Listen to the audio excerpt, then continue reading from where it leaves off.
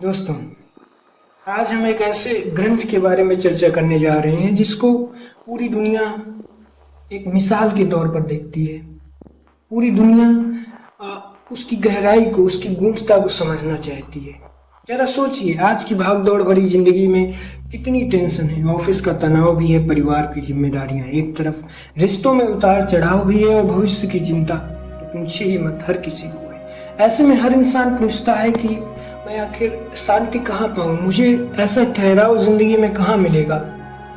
मैं जिंदगी को कैसे सही तरह से जीऊँ? इसका उत्तर भगवान कृष्ण की गीता में आपको मिल जाएगा। ये गीता केवल एक पुरानी किताब नहीं, बल्कि एक लाइफ मैनेजमेंट की गाइड भी है। तो चलिए आइए हम लोग समझते हैं इसके रहस्य। जब कुरुक्षेत्र के मैदान में अर्जुन युद्ध छोड़ना चाहते थे, वे कहते हैं कि मैं अपने रिश्तेदारों से, अपने घर वालों से कैसे लड़ूं, अपने परिवारजनों से कैसे लड़ूं, मेरा मन टूट रहा है। यह दृश्य आज भी हम लोग के सामने हर दिन दोहराया जाता है। जब कोई छात्र परीक्षा के डर से घबरा जाता है, जब ऑफिस में प्रमोशन के लिए कठिन निर्णय लेना पड़ता है, या फिर जब परिवार में सही गलत के बीच उलझन होती है, हम सब कभी न कभी अर्जुन की तरह खड़े होते हैं और हमें चाहिए कोई न कोई कृष्ण जो हमारे मोह, भय या उलझन इसको दूर कर सके। तो आइए हम समझते हैं कि कृष्ण क्या कहते हैं। कृष्ण कहते हैं कर्तव्य से भागो मत। मान लो एक डॉक्टर ऑपरेशन थिएटर में है, अगर वह यह सोच कर पीछे हट जाए कि मरीज मर सकता है, वह उससे अपने कर्तव्य से चूक जाएगा, वह कर्तव्य उसका अधूरा रह जाएगा। लेकिन अगर पूरे समर्पण से अपना कर्तव्य निभाए तो वही उसके जीवन का धर्म है। मरीज मरेगा या जिएगा ये उसके हाथ में नहीं है, परंतु अपना कर्तव्य पूरा करके पूरी तरह से सफल ऑपरेशन को अंजाम दे सकता है। इसी तरह एक माता पिता का कर्तव्य है अपने बच्चों को सही संस्कार देना। एक विद्यार्थी का कर्तव्य है पूरी मेहनत से पढ़ाई करना। कर्तव्य से भागना नहीं चाहिए। यही श्री कृष्ण की गीता का पहला रहस्य है। दूसरा रहस्य निष्काम कर्म। कर्म करो, फल की चिंता मत करो। तुम सोचो कि कोई काम कर रहे हो, लेकिन तुम्हें उसमें सफलता हासिल नहीं हो रही है। ऐसे में फल की चिंता अगर हम करते रहेंगे तो वह काम पूरी तरह से हम लोग पूरी डेडिकेशन से नहीं कर पाएंगे। हमें कर्म हमें आजाद करता है, हमें बांधता नहीं है। तो फल की चिंता हमें बांधती है, इसीलिए कर्म करो और फल की चिंता मत करो। ये गीता का दूसरा रहस्य है। गीता का तीसरा रहस्य आत्मा का अमृतत्व। श्री कृष्ण कहते हैं आत्मा न जन्म लेती है न मरती है। आजकल लोग अपने प्रियजन की मृत्यु से टूट जाते हैं, लेकिन अगर आत्मा की सच्चाई को समझ लिया तो दुख कम हो जाता है। जैसे मान लीजिए कि बिजली का बल्ब फ्यूज हो जाए तो बिजली खत्म नहीं होती, बस बल्ब बदल जाता है।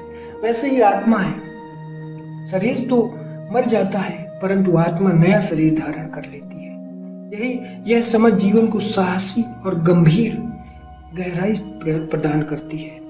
आइए समझते हैं गीता के अगले रहस्य को। चौथा रहस्य संतुलन। सुख दुख, लाभ हानि, जीत हार, इसमें संतुलन रखो, सम रहो। चाहे सुख हो या दुख हो, हमेशा ऐसे ऐसे रहो, ऐसे संतुलित रहो, ऐसे जागृत रहो कि ज्यादा उससे प्रभावित मत हो। ऑफिस में प्रमोशन मिला, बहुत खुशी हो गई, नहीं करना बहुत खुशी, लेकिन अगले साल प्रमोशन ना मिले तो दुख हो जाएगा।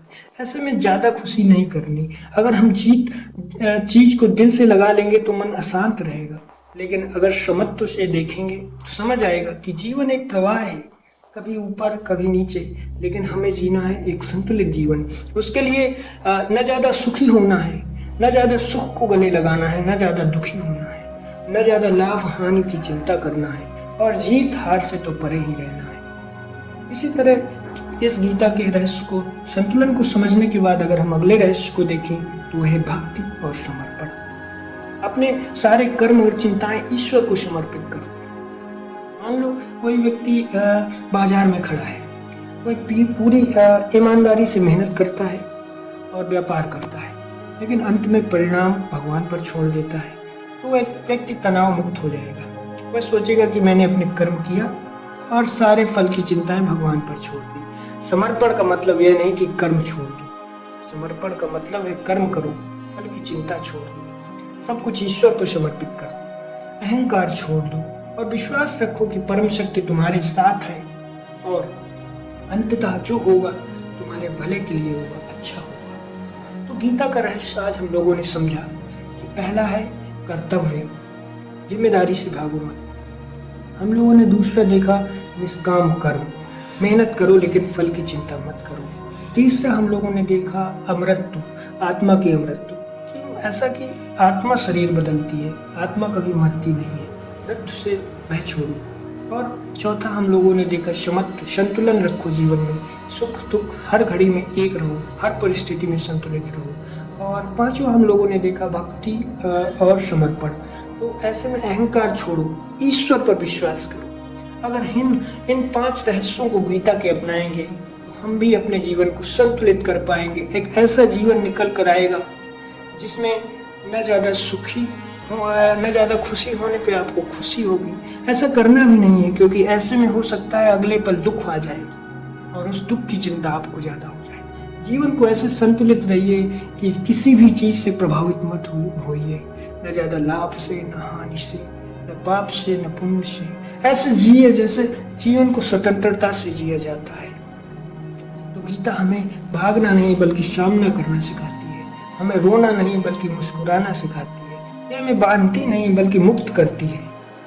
तो अब वक्त है कि हम गीता को केवल सुने नहीं बल्कि जीना शुरू करें, क्योंकि कृष्ण की गीता का असली रहस्य यही है।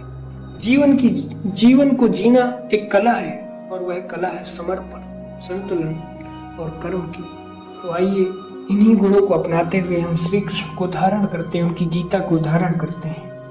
और अगर यह वीडियो आपको पसंद आया, गीता का रहस्य कुछ हद तक समझ आया, इस वीडियो को लाइक करिए, सब्सक्राइब करिए। बहुत बहुत धन्यवाद।